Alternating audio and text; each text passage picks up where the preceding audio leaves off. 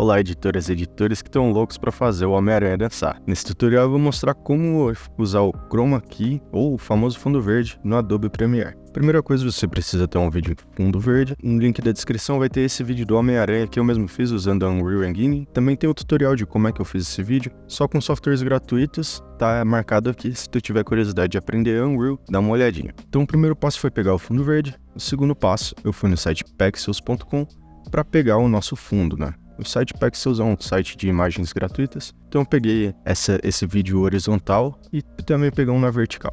Então, já importei ele no meu Premiere, cliquei nele, arrastei no ícone de sequência para criar uma timeline do tamanho dele e já joguei o vídeo do Homem-Aranha por cima ali. Se você não entendeu nada do que eu falei até agora, eu te indico esse vídeo que está marcado aqui, que é o tutorial de como usar o Premiere para aprender o básico do básico. Bom, logo depois eu já fui ali na minha aba de efeitos, e escrevi Ultra para usar o efeito Ultra Key. Arrastei o efeito Ultra Key na minha imagem do Homem-Aranha ali na timeline. Com o conta-gotas a gente já seleciona o verde e você vê que ele já vai fazer boa parte do trabalho sozinho. Primeira coisa é ali no Settings e clicar ali, trocar de Custom, colocar em Aggressive. Isso já vai fazer ele ter um tratamento um pouco mais refinado do Chroma. E depois tem os parâmetros ali de limpeza, que basicamente você vai mexer no pedestal ou no midpoint para poder corrigir qualquer outro probleminha que possa aparecer. Então eu vou fazer aqui no vídeo horizontal agora. Então a gente coloca ali o vídeo, coloca o Chroma aqui por cima, joga o outro aqui, clica no conta-gotas para selecionar o verde e vê que ele não ficou muito bom, né? Mas aqui a gente seleciona o agressivo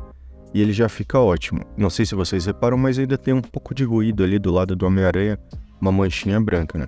Então a gente vai mexer ali nos parâmetros do Ultra aqui e tentar dar uma resolvida ali, ó, como eu disse, no midpoint ou no pedestal. São os dois parâmetros que basicamente vão corrigir qualquer coisa. Esse show que ele tira um pouco das bordas também, para tirar um pouco do excesso de verde que possa ficar sobrando.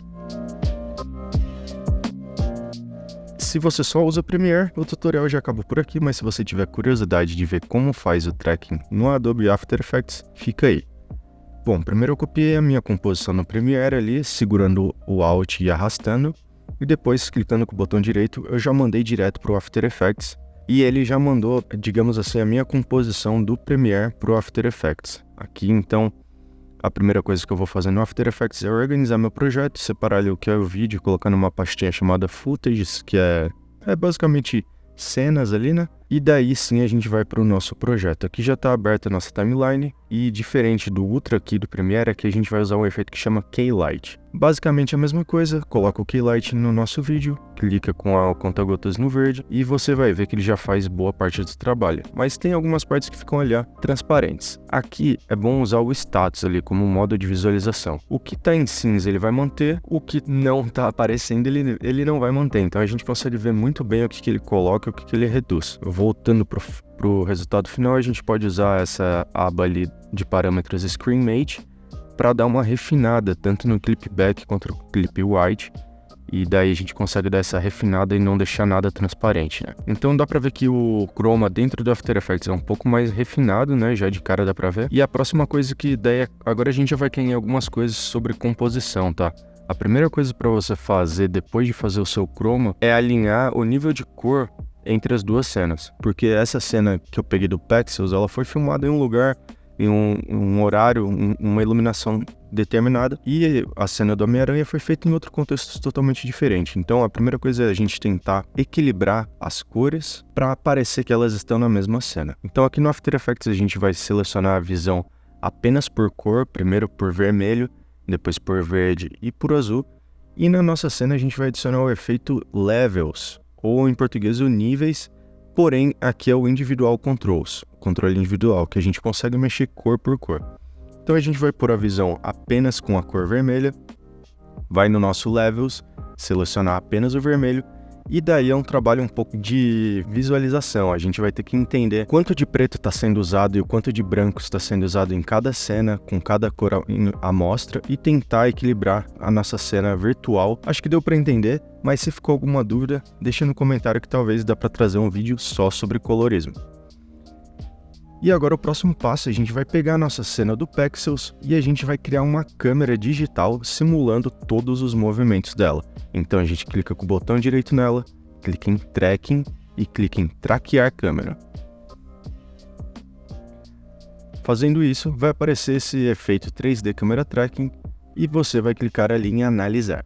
Quando terminar o analisar, ele vai desbloquear esse botão criar câmera e você clica nele. Ele vai adicionar essa câmera na sua timeline, você vai pegar a sua layer, clicar naquele íconezinho ali que eu cliquei para transformar de uma layer 2D em uma 3D e assim poder mexer não só no X e no Y, que é a altura e largura, mas também no Z, que é a profundidade, podendo pegar o seu objeto e arrastar lá para trás, mantendo o mesmo controle da câmera que foi gravada a cena original. Muito legal, né? Então aqui a gente já colocou o Homem-Aranha lá para trás no eixo Z. Também eu adicionei uma correção de cor levemente para dar uma tonalidade parecida em tudo.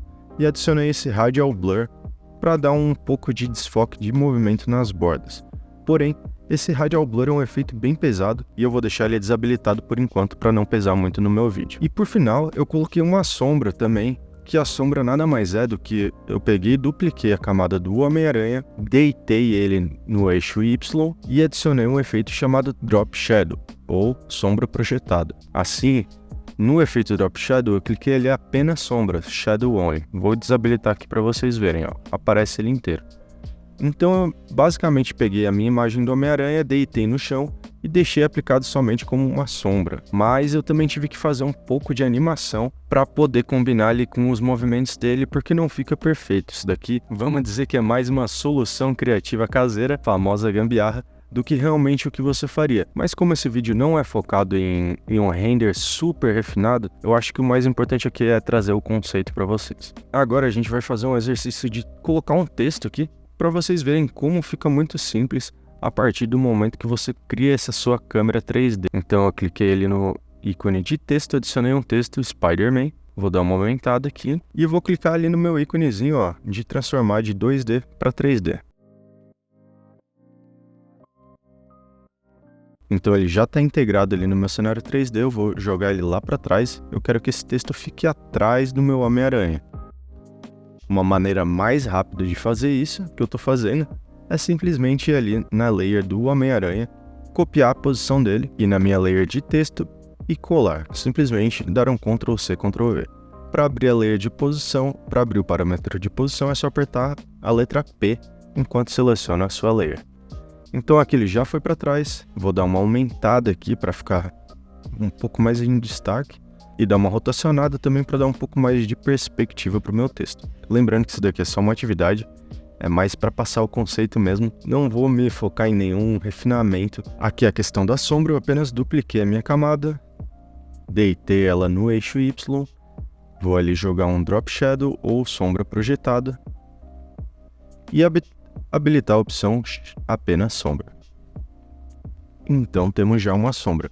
Claro que essa sombra ela não tem nada a ver com a sombra da imagem original, porque vocês podem ver que a sombra da imagem original ela está indo da direita para a esquerda. Aqui nesse caso ela está indo de cima para baixo, o que não faz nenhum sentido, mas apenas por questão de exercício eu vou manter assim. Vocês podem ver que eu já dou o play e o texto ele já fica lá atrás do Homem-Aranha, grudadinho na cena, e é isso que é a técnica de tracking, né? De rastreio de movimento. Eu vou copiar esse meu texto, trouxe ele aqui para frente, vou deixar dois textos, um bem na frente e um bem lá atrás, para também mostrar para vocês como é legal quando a câmera passa pelos objetos que estão traqueados, que dá uma sensação muito legal de realismo. É o que faz realmente parecer que o objeto está ali. Então a nossa câmera vai passando, ó, e o texto fica para trás como se ele realmente estivesse naquele local. Inclusive eu vou duplicar o nosso Homem-Aranha também, trazer ele aqui para frente, para mostrar como essa técnica super simples é capaz de deixar uma cena que não tem nada, né? Se você for lembrar da cena original, não tinha nada. E aqui a gente já está duplicando o nosso Homem-Aranha, vamos colocar dois textos, alguns Homem-Aranha, fazer meio que um multiverso aqui e vai ficar super legal. Então aqui já dá para ver dois Homens-Aranha, né? Um aqui para frente, o outro lá para trás. A nossa sombra tá bem zoadinha, mas o que importa é a zoeira, né? E acho que nesse sentido já tá ficando bem interessante. Bom, e para finalizar nosso experimento aqui, nosso estudo, eu vou só colocar mais um Homem-Aranha ali em cima do telhado, fazendo um breakdance muito louco. E a gente já vai ter o nosso render final. Bom, eu acabei deixando os textos em vermelho mesmo, tirei aquele gradiente que estava um pouco estranho. Uma última dica, principalmente para quem é mais novato, é que na aba de animação, em Browser Presets, você abre o Adobe Bridge. E dentro dele, se você for ver em presets, textos, tem várias animações preset de entrada, saída e também apenas uma animação de idle, né, de repetição de textos. Clicando ali em cada texto você consegue já ver um preview e basta você selecionar a sua camada de texto no After Effects e clicar lá no Bridge 2 vezes que ele já vem e manda a animação de texto na hora. Claro que as animações são bem simples, bem básicas, porém, para quem está começando ou para aquele trabalho que você tem pouco tempo para trabalhar nas animações, é um quebra-galho muito bom. Se você já sabia desse Adobe Bridge, deixa aí avisado no comentário. Se não sabia, fica aí essa dica que é super importante.